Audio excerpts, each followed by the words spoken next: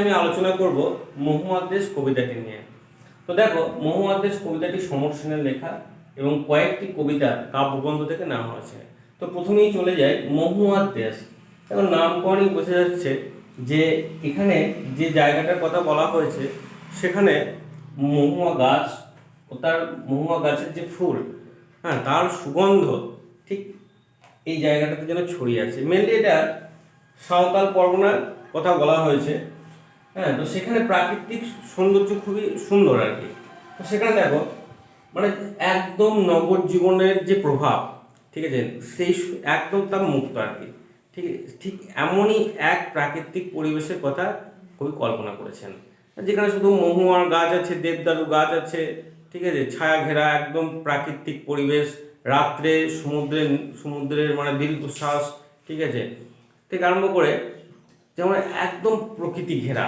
ঠিক আছে, কবি ঠিক এইরকমই মহুয়ার দেশে যেতে চেয়েছেন। আসলে তিনি কি হয়েছে না, যান্ত্রিক সভ্যতায় থাকাকালীন, দীর্ঘদিন থাকাকালীন সেখানে তিনি অতিষ্ঠ হয়ে উঠেছেন, এক কথায় তার দম বন্ধ হয়ে উঠেছে। কিন্তু কবি যখন মহুয়ার দেশে যায় তখন সে আলাদা রূপ দেখে। তখন সেখানে দেখে সে যান্ত্রিক সভ্যের প্রভাব সেটা সেখানেও চলে এসেছে। না, এই মহুয়ার দেশে কবি যা কল্পনা করেছিল, কিন্তু গিয়ে গিয়ে সেটা কি দেখলো না, সম্পূর্ণ পরিবর্তন হয়ে গেছে। সেখানে এখন কি হয়েছে, কয়লার খনি হচ্ছে, দিন রাত কয়লা উত্তোলন হচ্ছে, ঠিক আছে। আর এই কয়লা উত্তোলন করার সময় কি হচ্ছে না, ডায়নামাইট দিয়ে তোমার বোম ফাটানো হয়, যার ফলে প্রচণ্ড পরিমাণে কি হয়, শব্দ ওঠে। হ্যাঁ, এইভাবে কি হয়েছে না, সেই যে মানে একদম প্রাকৃতিক পরিবেশটা আছে কি হয়ে গেছে না, একদম যান্ত্রিক সভ্যতায় পরিণত হয়ে গেছে। ঠিক আছে, তো আমরা কবিতাটা একটু পড়ে নেব, তারপর কবিতার প্রশ্নে চলে যাব।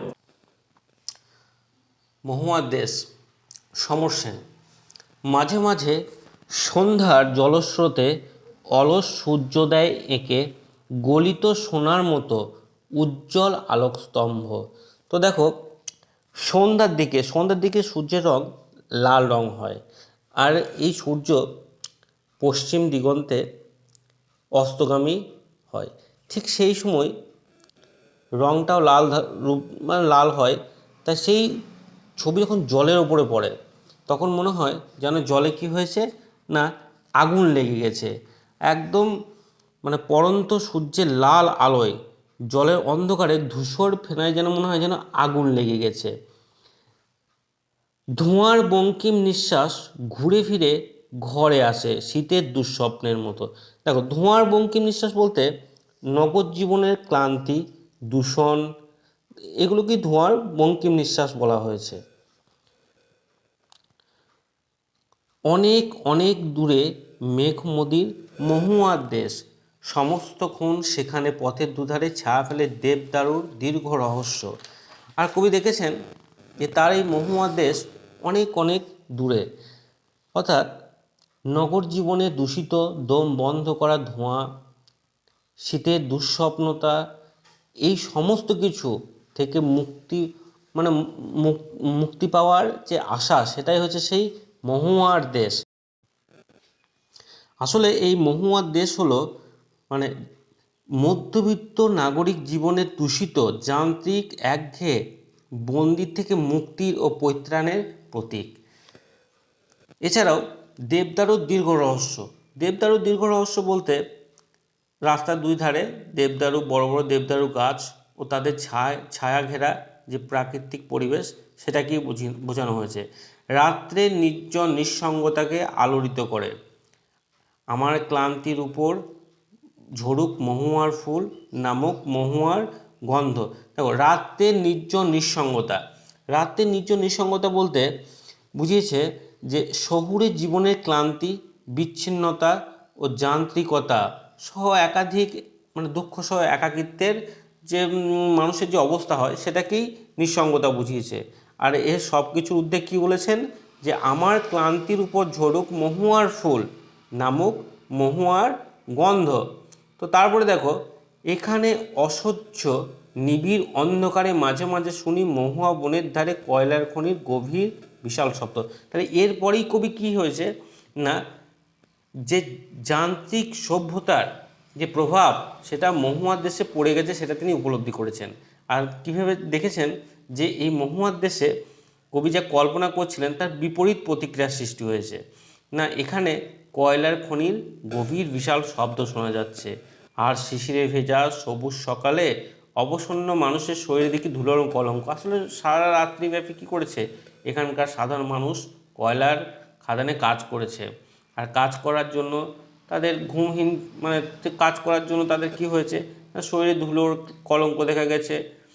ঘুমহীন চোখে হানা দেয় কিসের ক্লান্ত দুঃস্বপ্ন। দেখো, ঘুমহীন, সারা রাত্রিব্যাপী কাজ করেছে, তাই তাদের কী হবে, ঘুমহীন অবস্থায় হয়েছে। আর এই দুঃখ কিসের ক্লান্তি বলতে এখানে তোমার ধরো এই যে কয়লা তোমার শ্রমিক, ঠিক আছে, শ্রমিকদের চোখে আধুনিক সভ্যতার যে ক্লান্তি ও বিপন্নতা, অর্থাৎ এখানে দিনের পর দিন যেহেতু কয়লা তোলানো হচ্ছে, তাই এখানকার মানুষের যে অরণ্য নির্ভরতা সেটা আস্তে আস্তে কী হচ্ছে, শেষ হয়ে যাচ্ছে। কারণ কি, যত কয়লা তোলা হচ্ছে তত অরণ্য নিধন করা হচ্ছে। তাই এটাই মানে তাদের চোখে একটা দুঃখের তোমার ক্লান্ত দুঃস্বপ্ন বলা যেতে পারে। তো এরপরে আমরা কিছু প্রশ্ন আলোচনা এর করব। উত্তর অবশ্যই তোমরা আগেই জেনে গেছো। অলস সূর্য গলিত সোনার মতো উজ্জ্বল আলোক স্তম্ভ এঁকে দেয়। ঠিক আছে, তো দ্বিতীয় প্রশ্ন দেখো, কোথায় আগুন লাগে?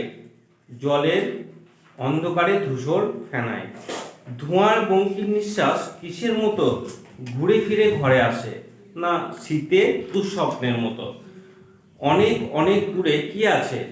মেঘমতির মহুয়ার দেশ। পথের দুধারে কিসের ছায়া ফেলে? দেবদারু।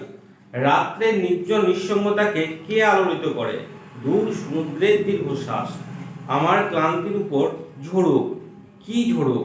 মহুয়ার ফুল।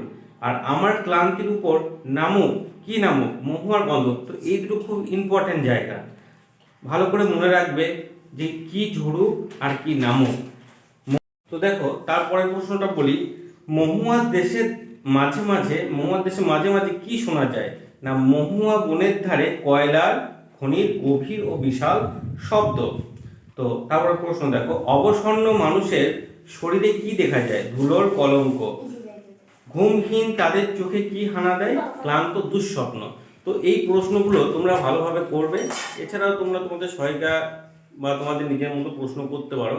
তবে আমি যে প্রশ্নগুলো বললাম এগুলো অবশ্যই তোমরা দেখবে, কারণ এগুলো থেকেই আশা করি এমসিকিউটা চলে আসবে।